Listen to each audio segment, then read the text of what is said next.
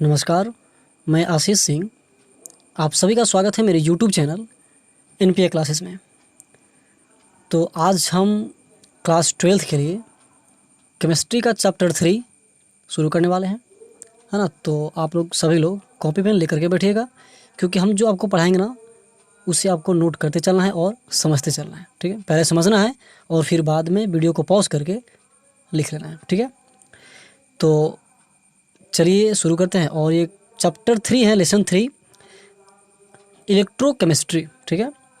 यानी कि इसे हम हिंदी में विद्युत रसायन कहते हैं, ठीक है।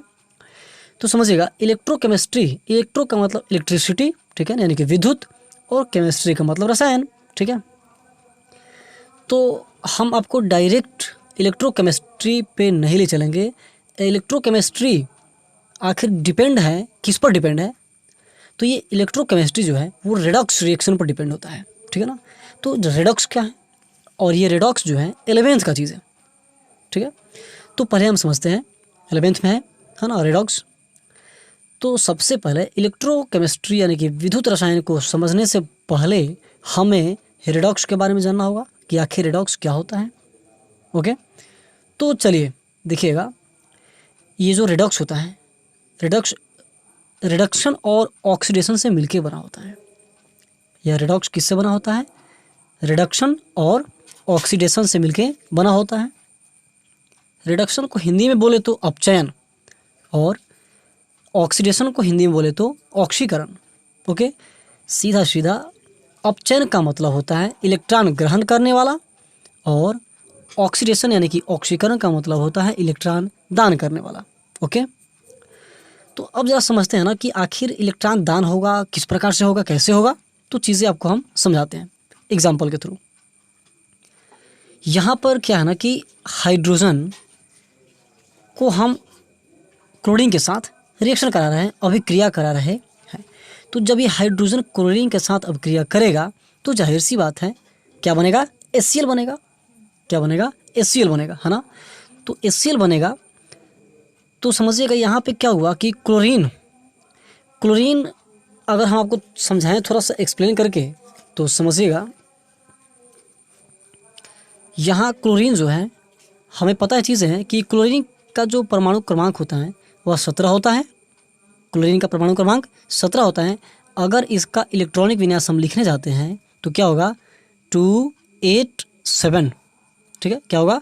287, यानी कि प्रथम कक्ष में 2 इलेक्ट्रॉन होगा, द्वितीय में 8 होगा, और अंतिम इलेक्ट्रॉन में कितना होगा? अंतिम कक्ष में 7 इलेक्ट्रॉन होगा। यानी कि अंतिम कक्ष को संयोजी इलेक्ट्रॉन कहते हैं, संयोजी कोष कहते हैं। तो संयोजी कोष में कितने इलेक्ट्रॉन है? 7 इलेक्ट्रॉन है। और चीज़ें हमें पता है कि केमिकल रिएक्शन जब होता है, रासायनिक अभिक्रिया होता है, तो रासायनिक अभिक्रिया में जो अंतिम इलेक्ट्रॉन होते हैं, अंतिम कक्ष में जो इलेक्ट्रॉन होते हैं वहीं भाग लेते हैं, ठीक है। तो यहाँ पे अंतिम कक्ष में, है ना, वैलेंस सेल बोलते हो संयोजी कोष, वैलेंस सेल में कितने इलेक्ट्रॉन है? तो 7 इलेक्ट्रॉन है, ठीक है। तो 7 इलेक्ट्रॉन है, और यह 7 इलेक्ट्रॉन चाहेगा कि मेरा अष्टक पूरा हो जाए, यानी कि 8 पूरा हो जाए, ठीक है। तो अष्टक पूरा होने के लिए इसके पास पहले से 7 इलेक्ट्रॉन है, और अष्टक पूरा करने के लिए मात्र इसे 1 इलेक्ट्रॉन की आवश्यकता है। तो 1 इलेक्ट्रॉन ये लेगा, तो 1 इलेक्ट्रॉन कोई देने वाला होगा तब न देगा। तो वही है क्या? हाइड्रोजन है। क्योंकि हाइड्रोजन का जो परमाणु क्रमांक होता है वह क्या होता है? एक ही होता है, और इलेक्ट्रॉनिक विन्यास भी एक ही होता है। तो क्या कर देगा हाइड्रोजन? अपना 1 इलेक्ट्रॉन इसको दे देगा, क्लोरीन को, और क्लोरीन जब 1 इलेक्ट्रॉन ले लेगा तब इसके बाह्यतम कक्ष में कितना इलेक्ट्रॉन बचाएगा?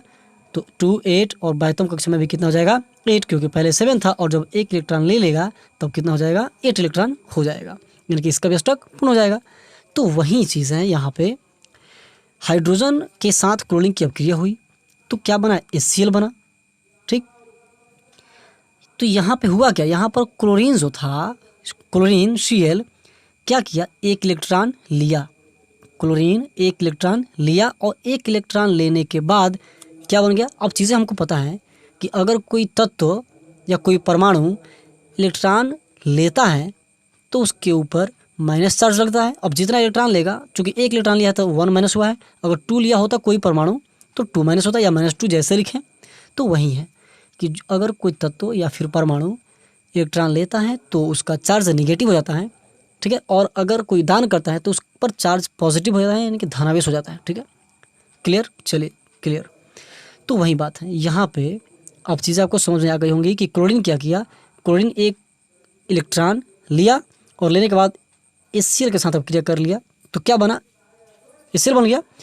तो यहाँ पे जो Cl है वह क्या कर रहा है, Cl का क्या हो रहा है, रिडक्शन हो रहा है, यानी कि अपचयन हो रहा है, यानी कि इलेक्ट्रॉन ग्रहण कर रहा है, और जब इलेक्ट्रॉन ग्रहण कर रहा है तो जाहिर सी बात है अपचयन होगा, रिडक्शन होगा, ओके। अब इसको समझ लेते हैं ना, ऑक्सीडेशन का मतलब क्या होता है। ऑक्सीडेशन का मतलब होता है ऑक्सीकरण, ऑक्सीकरण का मतलब इलेक्ट्रॉन दान करना। यहाँ पे हम आपको एग्जांपल लिखे हैं 2Na+O is equal to Na2, यानी कि यहाँ पर नाइट्रोजन सोडियम क्या है, सोडियम है, तो ये जो सोडियम है, सोडियम का 2 परमाणु है और प्लस क्या है, ऑक्सीजन है। तो आखिर जब ये सोडियम ऑक्सीजन से अब क्रिया करेगा तो क्या बना, N2O बन गया, क्या बना, N2O बना। तो यहाँ पर सोडियम का 2 परमाणु क्यों है, समझिएगा मेरी बात ध्यान से, कि चीज़ें हमको पता है कि सोडियम का जो परमाणु क्रमांक होता है वो 11 होता है, और अगर इसका इलेक्ट्रॉनिक यूनिट हम लिखने जाते हैं तो क्या होगा, 281 होगा, क्या होगा, 281। बाह्यतम कक्ष में कितने इलेक्ट्रॉन है, 8 इलेक्ट्रॉन है, सॉरी 1 इलेक्ट्रॉन है। तो यही जो 1 इलेक्ट्रॉन है ना, तो यही 1 इलेक्ट्रॉन रासायनिक अपक्रिया में भाग लेता है, ठीक है। अब जरा समझिएगा, इस बाह्यतम कक्ष में 1 इलेक्ट्रॉन है, मतलब कि यह किसी दूसरे तत्व से अगर अपक्रिया करता है ना, दूसरे एलिमेंट से अपक्रिया करता है, तो यह क्या करेगा, 1 इलेक्ट्रॉन अपना त्याग कर देगा, ठीक है, क्योंकि इसको तो 7 को कोई देगा नहीं, जाहिर सी बात है, 7 इलेक्ट्रॉन इसको कोई नहीं देगा। अगर जिसके पास 7 होगा वो चाहेगा ना कि यार हम तो 7 हैं, अगर 1 इलेक्ट्रॉन हमें मिल जाता तो हमें अष्टक पूरा हो जाता। तो किसी के पास अगर 7 होगा तो देगा नहीं, तो इसको क्या करना पड़ेगा, इसको 1 इलेक्ट्रॉन त्याग करना पड़ेगा, और जब 1 इलेक्ट्रॉन त्याग कर देगा तो इसके पास बचेगा, और बाह्यतम कक्ष में 8 बचेगा, यानी कि अष्टक इसका पूरा हो गया। तो समझिएगा, तो 1 इलेक्ट्रॉन ये त्याग करने वाला है। और यहाँ पे जो ऑक्सीजन है, तो ऑक्सीजन का जो होता है परमाणु क्रमांक वो 8 होता है। इलेक्ट्रॉनिक विन्यास अगर लिखते हैं तो क्या होगा, 26, क्या होगा, 26। अब ज़रा समझिएगा, इसके बाह्यतम कक्ष में 6 इलेक्ट्रॉन है, और इसका अष्टक पूरा करने के लिए इसे और 2 इलेक्ट्रॉन की आवश्यकता है, ठीक है ना। तो 2 इलेक्ट्रॉन अगर इसको कोई देता है तो ये क्या कर लेगा, अपक्रिया कर लेगा, रिएक्शन कर लेगा, ठीक है। तो देखिए यहाँ पे 1 सोडियम 1 इलेक्ट्रॉन का त्याग करेगा, इसीलिए अब इसको चाहिए 2 इलेक्ट्रॉन, अष्टक पूरा करने के लिए 2 इलेक्ट्रॉन चाहिए ऑक्सीजन को। तो 2 इलेक्ट्रॉन सोडियम कब दे पाएगा, जब सोडियम का 2 परमाणु होगा तब। तो वहीं यहाँ पर लिखा गया है, अगर अकेला Na होता तो अपक्रिया ही नहीं होता, रिएक्शन ही नहीं होता, इसलिए क्या किया गया है, 2 से गुणा किया गया, यानी कि सोडियम जो है 2 सोडियम का परमाणु है, ठीक है ना। तो वही चीज़ है, क्योंकि 1 सोडियम 1 इलेक्ट्रॉन त्याग करेगा, तो चूंकि यहाँ पे 2 है, इसका मतलब कि 2 सोडियम है, तो 1 सोडियम 1 इलेक्ट्रॉन, तो 1 सोडियम 1 इलेक्ट्रॉन, तो 2 को मिलकर कितना हो जाएगा, 1 1 2 हो जाएगा। तो वही चीज़ है, इसलिए यहाँ पे क्या लिखा गया है, 2 लिखा गया है। और चीज़ें आपको समझ आ गया ना कि 2Na+O जब रिएक्शन होगा तो क्या बनेगा, Na2O बनेगा। अब समझिएगा यहाँ पे कि यहाँ जो था क्लोरीन, तो क्लोरीन का जो ऑक्सीकरण संख्या था 0 था, क्या था, 0 था। क्लोरीन का ऑक्सीकरण संख्या 0 था, मतलब ऑक्सीकरण संख्या निकालते हैं कि अगर इस पर अगर चार्ज हो, या तो चार्ज पॉजिटिव हो या फिर नेगेटिव हो, मतलब कोई ना कोई चार्ज होना चाहिए, तो जितना चार्ज होगा वहीं उसकी ऑक्सीकरण संख्या कहलाती है, ठीक है। तो यहाँ पे क्लोरीन पर कोई चार्ज नहीं है, ठीक है, तो क्या होगा, 0 होगा। लेकिन यही क्लोरीन जब HCl से अपक्रिया कर लिया, HCl से अपक्रिया कर लिया, तो HCl से अपक्रिया कब किया, जब हाइड्रोजन अपना 1 इलेक्ट्रॉन इसको दिया तब ना। तो जब एक क्लोरीन 1 इलेक्ट्रॉन ले लिया, तो और लेने के बाद ये नेगेटिव -1 चार्ज हो गया, माइनस चार्ज हो गया, यानी कि यहाँ पर क्लोरीन का जो ऑक्सीकरण संख्या था वह 0 था, और जब 1 इलेक्ट्रॉन ले लिया तो 1 इलेक्ट्रॉन लेने के बाद अब इसकी ऑक्सीकरण संख्या कितनी हो गई, -1 हो गई, कितनी, -1। उसी प्रकार यहाँ पर सोडियम के पास कोई चार्ज नहीं है, कोई प्लस नहीं है, कोई माइनस नहीं है, मतलब आवेश है ही नहीं। तो जब आवेश नहीं है तो इसका ऑक्सीकरण संख्या 0 होगा, और जैसे ही 1 इलेक्ट्रॉन अपना ये त्याग करता है, 2 इलेक्ट्रॉन, चूँकि 2 है ना, तो वही बात, जैसे ही अपना 2 इलेक्ट्रॉन त्याग करेगा, तो चूँकि 1 सोडियम 1 क्यों त्याग करेगा, तो जाहिर सी बात है 0। अब देखिए यहाँ पे 1 सोडियम चूँकि 1 इलेक्ट्रॉन का त्याग किया था, इसलिए यहाँ पे क्या होगा, Na+ हो गया, यानी कि यहाँ पे हम कह सकते हैं Na+, यानी प्लस का मतलब +1 लिखें या फिर प्लस लिखें, बात एक ही है। तो वहीं चार्ज, अब इसकी ऑक्सीकरण संख्या +1 हो गई, कितनी, +1। अब चलते हैं चीज़ें आपको समझाते हैं कि अब हम जानेंगे कि ऑक्सीकरण यानी कि ऑक्सीडेशन होता क्या है। तो चलिए देखते हैं।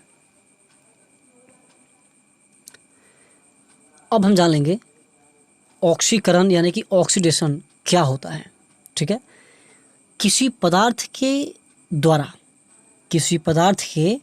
द्वारा इलेक्ट्रॉन दान करना या ऑक्सीकरण संख्या में वृद्धि ऑक्सीकरण कहलाती है।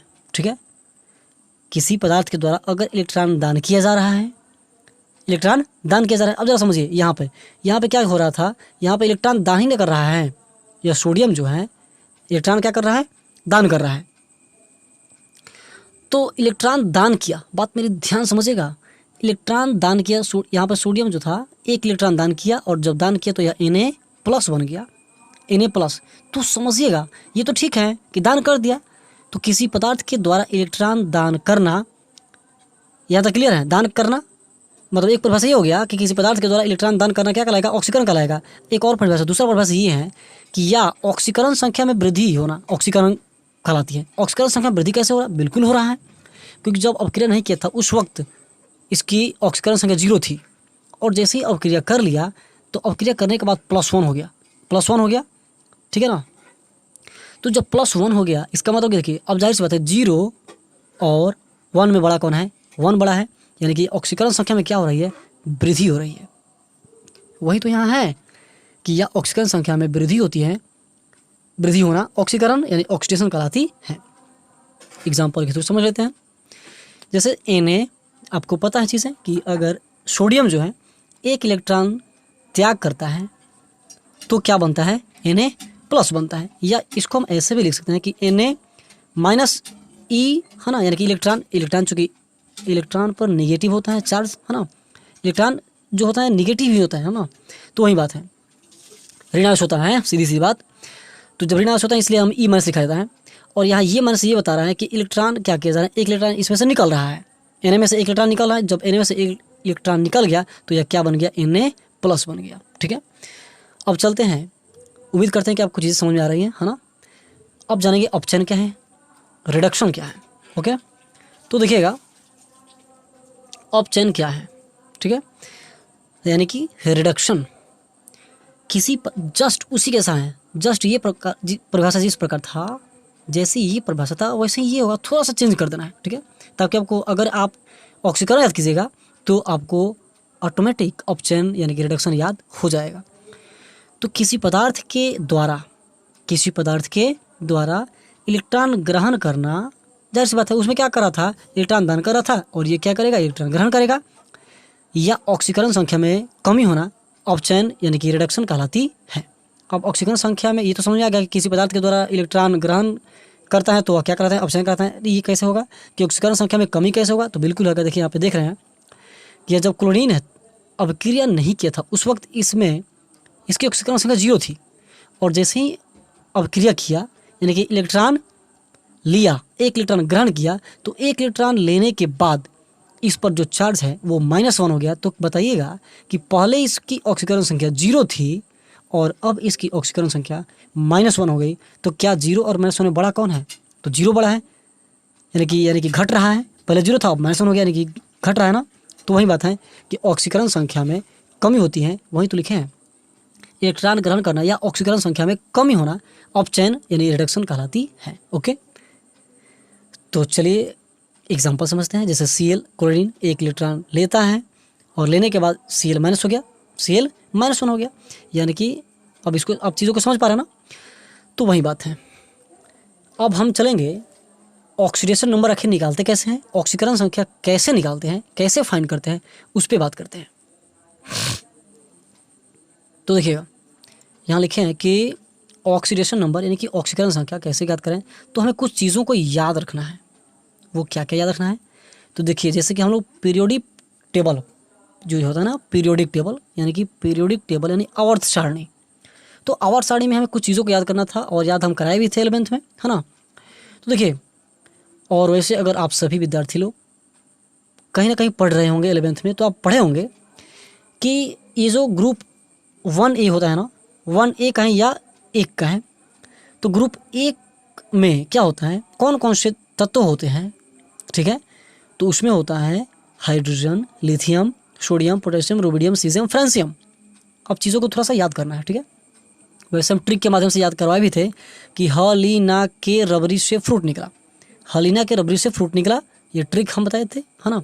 तो ट्रिक के माध्यम से आपको याद कर लेना है कि हलीना के रबरी से फ्रूट निकला, तो आपको याद पड़ जाएगा ह माने ह मतलब हाइड्रोजन, ली मतलब लिथियम, ना मतलब सोडियम, के मतलब पोटेशियम और रबड़ी मतलब आरबी रुबिडियम, से मतलब सीजियम CS और फ्रूट मतलब वेफर निकला। तो ये ट्रिक है, सजाया गया है। तो चीज़ें आपको समझ आ रही है। अब यहाँ पे +1 क्यों लिखा जा रहा है? तो +1 इसलिए लिखा जा रहा है क्योंकि जैसे क्या क्या है, हाइड्रोजन हुआ, लिथियम हुआ। अब समझिएगा, हाइड्रोजन हुआ, लिथियम हुआ, सोडियम हुआ, है ना, पोटेशियम हुआ, बहुत सारा हुआ, जो है हलीना के रबड़ी रुबिडियम, सीजियम, फ्रांसियम, ठीक है ना। तो यहाँ पे हम लिखवाए थे +1 क्यों? क्योंकि इसकी वैलेंसी 1 होती है। क्या वैलेंसी 1 होती है? वैलेंसी बोले तो संयोजकता, ठीक है। अब संयोजकता क्या है? तो संयोजकता का मतलब होता है कि किसी तत्व का या फिर किसी परमाणु को रासायनिक अभिक्रिया में भाग लेने के लिए जितना इलेक्ट्रॉन दान करना पड़ता है, यानी कि त्याग करना पड़ता है, या फिर जितना इलेक्ट्रॉन ग्रहण करना पड़ता है, वही उसकी संयोजकता कहलाती है, वैलेंसी कहलाती है। ओके, यानी कि आप समझ चुके हैं ना। जैसे कि यहाँ पे हाइड्रोजन है, हाइड्रोजन का परमाणु क्रमांक 1 होता है, हाइड्रोजन का परमाणु क्रमांक 1, इलेक्ट्रॉनिक विन्यास भी कितना होता है? 1 ही होता है। अगर बात कर लेते हैं ना लिथियम का, लिथियम का 3 होता है, तो 3 होता है तो इलेक्ट्रॉनिक विन्यास कैसे लिखेंगे? 2 और 1, है ना। उसी प्रकार से सोडियम का परमाणु क्रमांक 11 होता है। इलेक्ट्रॉनिक विन्यास की बात करें तो 281 होता है। कितना? 281। और कैसे होता है चीज़ों को हम 11th में बता चुके थे, और इसमें भी आगे चल के आपको बताएंगे। फिलहाल जानिएगा कि 281 होता है। अब अगर आप 11th में तो इस चीज़ों को समझ रहे होंगे, ठीक है ना।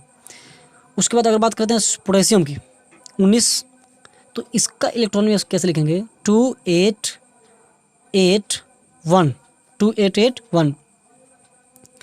तो समझिएगा आप क्या देख रहे हैं, इसके बाद में उसमें 1 इलेक्ट्रॉन है, यानी कि यह किसी तत्व से, किसी परमाणु से अभिक्रिया करेगा तो अपना 1 इलेक्ट्रॉन त्याग कर देगा, तो त्याग करेगा तो +1 होगा। इसके बाद में कितना इलेक्ट्रॉन है? 1 इलेक्ट्रॉन है, तो ये भी किसी तत्व के साथ अभिक्रिया करेगा तो अपना 1 इलेक्ट्रॉन त्याग कर देगा तो +1 हो जाएगा।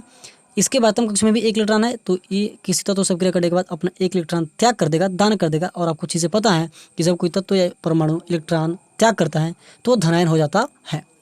उसी प्रकार से इसमें भी +1 है। और उसी प्रकार इसी में क्यों जो पोटेशियम है, पोटेशियम के बाद सीजियम, सीजियम के बाद फ्रांसियम हुआ ना, तो इन सब में अगर निकालेंगे तो हमें 1 ही प्राप्त होगा। यानी कि इसीलिए इसको सजा के रखा गया है कि इसकी जो वैलेंसी होती है, ठीक, ग्रुप 1A का या 1 का जो संयोजकता होता है वह कितना होता है? +1 होता है, +1 होता है ना। तो यही है, और इसी के लिए इसको क्या किया है? ग्रुप 1 में रखा गया है, क्योंकि इसकी संयोजकता कितनी होती है? 3 होती है ना, सॉरी 1 होती है। चलिए ये चीज़ आपको समझ आ गया, है ना। अब देखिए ग्रुप 2A है, ग्रुप 2 में इसकी जो वैलेंसी होती है, संयोजकता होती है, वो क्या होती है? 2 होती है। क्या होती है? 2 होती है। और ग्रुप 2 में कौन कौन सा एलिमेंट है, कौन कौन सा तत्व है? तो आपको समझ सकते ना, बेरिलियम, मैग्नीशियम, कैल्शियम, स्ट्रोंशियम, बे मग का शर 12, बेरिलियम, रेडियम। तो कहने का मतलब क्या हुआ कि 1 2 3 4 5 6 एलिमेंट इसके अंदर है। तो इसको कैसे याद करेंगे? तो याद करवाए थे, बे मग का शर 12, या फिर बेटा मांगे काला शर्ट, बेटा मांगे काला शर्ट बाप राजी।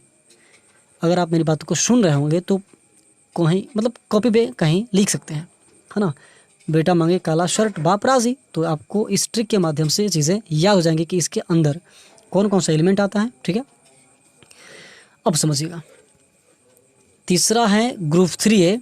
और ग्रुप 3A में केवल एल्युमिनियम को ही नहीं रखा गया है ना। इसमें भी 3-4 एलिमेंट को रखा गया है, लेकिन हम केवल इसमें एल्युमिनियम को इसलिए लिख रहे हैं क्योंकि एल्युमिनियम जो होता है ये इंपॉर्टेंट है। अब ये नहीं कि ग्रुप 3A में केवल एल्युमिनियम ही होता है, ये हम नहीं कह रहे हैं। इसमें आपको बता दे रहे हैं,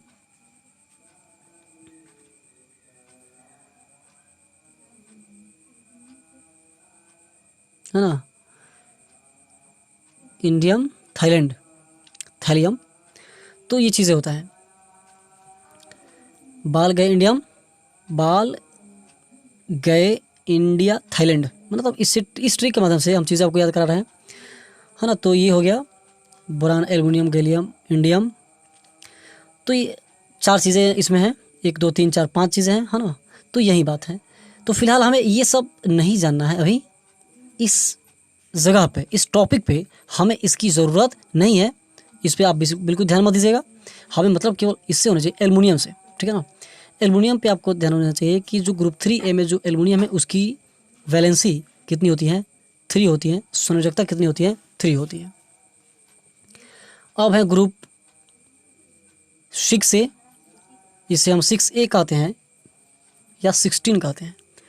और इसमें केवल ऑक्सीजन नहीं है, और भी है ना, लेकिन केवल हम ऑक्सीजन को लिखे हुए है ना। क्यों? क्योंकि इसकी जो वैलेंसी होती है वह 2 होती है। क्योंकि आपको लिख के अभी बताया था ना कि अगर ऑक्सीजन यहाँ पे लिखते हैं तो ऑक्सीजन का परमाणु क्रमांक कितना होता है, 8। इलेक्ट्रॉनिक गैस की बात करें 2 6, क्या लिख दिया, 26 क्या होता है, 26 होता है, 26। तो यहाँ पे बाह्यतम कक्ष में कितने इलेक्ट्रॉन है, बाह्यतम कक्ष में 6 इलेक्ट्रॉन है। तो इसे अष्टक पूरा करने के लिए, 8 इलेक्ट्रॉन पूरा करने के लिए 2 इलेक्ट्रॉन चाहिए।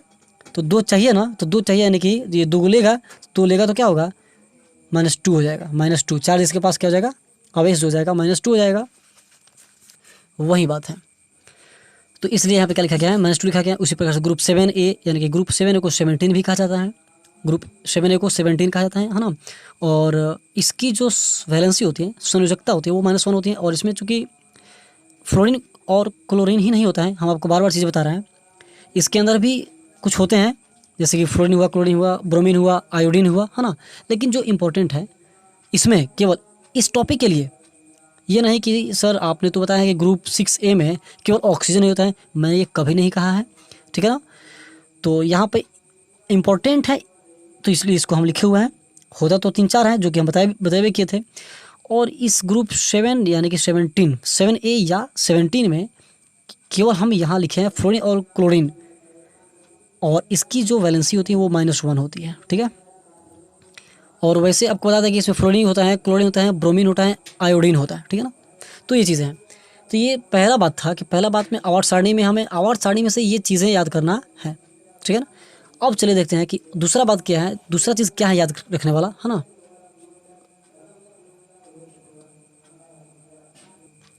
दूसरी बात ये है कि अगर कहीं लिखा होगा Na की ऑक्सीकरण संख्या बताएं, तो समझिएगा Na पर कोई चार्ज नहीं है, और यह किसी कंपाउंड में से नहीं पूछा गया है, वनली केवल Na है। तो Na की ऑक्सीकरण संख्या, इस पर कोई चार्ज नहीं है, तो कितना होगा, 0 होगा। उसी प्रकार से Na+ की अगर ON का मतलब ऑक्सीडेशन नंबर, यानी कि ऑक्सीकरण संख्या, हम शॉर्ट में लिखें ON यानी कि ऑक्सीडेशन नंबर, ऑक्सीकरण संख्या। तो यहाँ Na+ है, Na+, तो इस पर +1 चार्ज है, तो इसकी ऑक्सीकरण संख्या +1 होगी। Cl की ऑक्सीकरण संख्या, इस पर कोई चार्ज नहीं है, 0 होगा।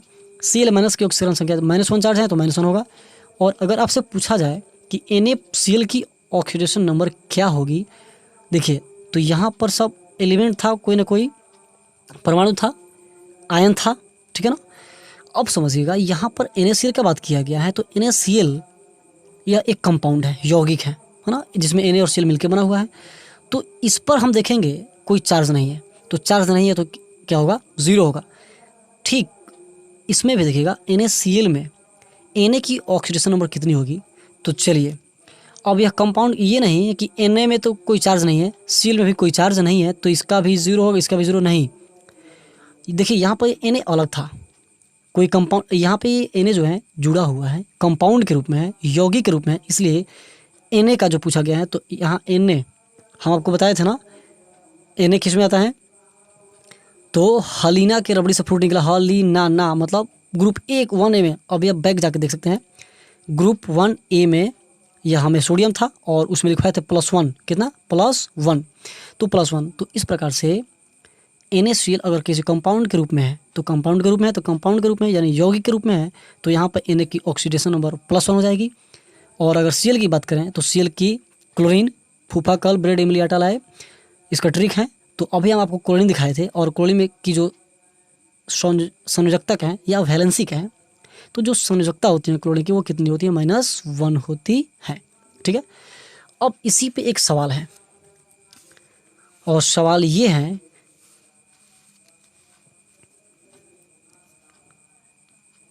एग्जाम्पल 1 बताना है KMnO4 में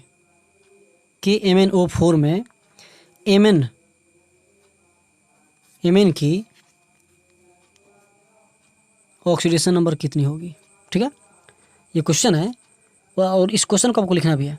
ठीक है, KMnO4 में Mn की ऑक्सीडेशन नंबर कितनी होगी। तो समझिएगा, सबसे पहले हम K का ज्ञात करते हैं, तो K की ऑक्सीडेशन नंबर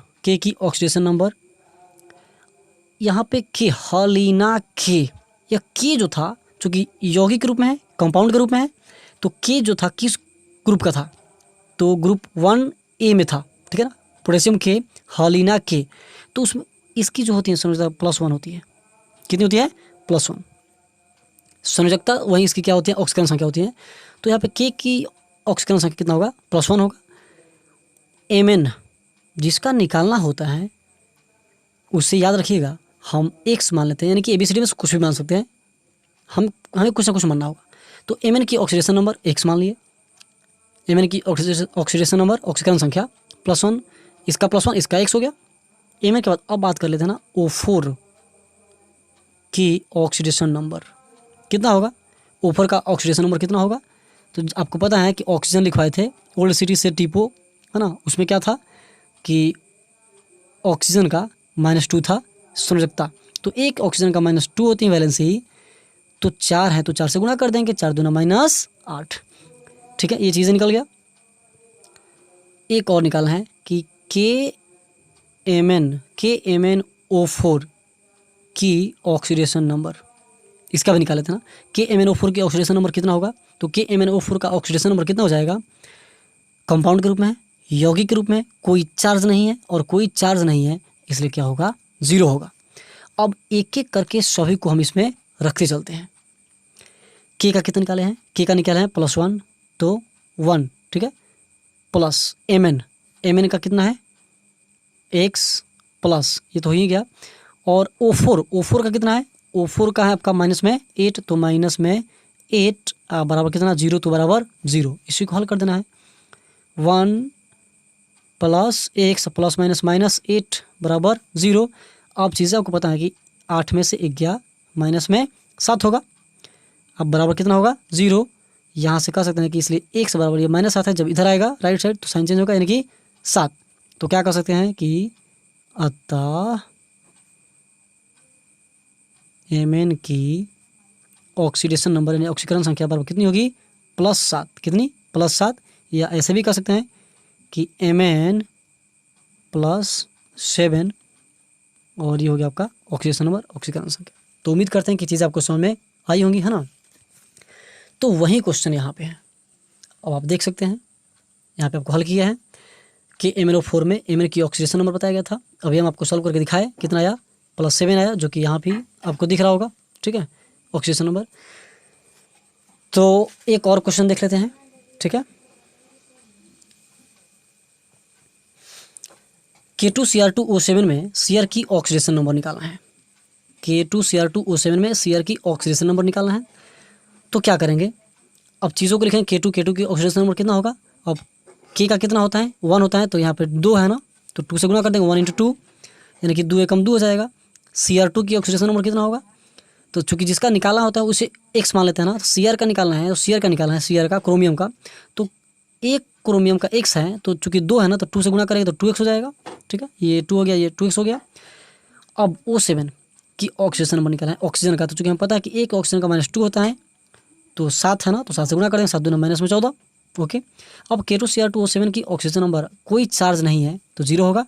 अब मान रख दीजिए, पुट कर दीजिए K2, यानी कि अब K2 का मान निकाले हैं 2, तो 2 प्लस Cr2 का वैल्यू कितना निकाले हैं 2x, फाइंड कर दिया 2x प्लस O7 यानी कि -14, अभी हम निकाले हैं -14, अब बराबर 0, तो बराबर 0 हल कीजिए ना।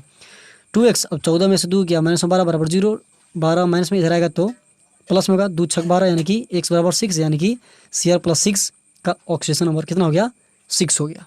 ठीक है, तो आप नोट कीजिए वीडियो पॉज करके। चलिए एग्जाम्पल नंबर 3 देख लेते हैं। इसी प्रकार से आप H2O7-2 में S का ऑक्सीडेशन नंबर निकाल सकते हैं। H2 की ऑक्सीडेशन नंबर आपको पता है, जिसका निकालना होता है तो उसको x मानते हैं, तो चूंकि H2AOS के लिए सल्फर के लिए x मानेंगे तो 2 है ना, तो 2 से गुणा करें तो 2x हो जाएगा। O7-2 की ऑक्सीजन नंबर कितनी होगी, तो ऑक्सीजन का हमें पता है, ये -2 चार्ज बताता है कि इस पर आवेश कितना होता है, -2 होता है। तो ऑक्सीजन का होता है -2 इंटू 7 है ना, एक ऑक्सीजन पे -2 तो 7 ऑक्सीजन पे 7 से गुणा कर 7 दूना -14 हो जाएगा। फिर H2O7-2 की ऑक्सीडेशन नंबर चार्ज कितना है, तो -2 है, तो -2। अब इसके वैल्यू को हम रख देते हैं। H2 का कितना निकाले, H2 का 2x तो 2x प्लस O7 का कितना निकाले माइनस में 14 तो -14 बराबर -2। अब हल कर लीजिएगा 2x प्लस -14 बराबर -2। अब ये माइनस में 14 इधर आएगा तो प्लस में होगा, तो यानी 14 में से 2 घटेगा 12, 2 छक 12 यानी कि x बराबर 6 यानी कि S की ऑक्सीजन नंबर कितना हो जाएगा +6 हो जाएगा। ठीक है, तो वही बात है। तो उम्मीद करते हैं कि चीज़ आपको समझ आई होंगी। तो इतना मेहनत आपके लिए किया जा रहा है, तो अगर आपको थोड़ा भी पसंद आया हो ना तो प्लीज़ एक लाइक तो बनता है ना, आप लाइक कर दीजिएगा। और अगर आप मेरे चैनल पे नए होंगे तो चैनल को ज़रूर सब्सक्राइब कीजिएगा, बेल आइकन ऑल पे क्लिक करके, और अपने दोस्तों के बीच अधिक से अधिक शेयर कीजिए ताकि वो भी पढ़ सकें। ठीक है, तो आज के लिए बस इतना ही, मिलते हैं अगली वीडियो में, तब तक के लिए धन्यवाद, जय हिंद।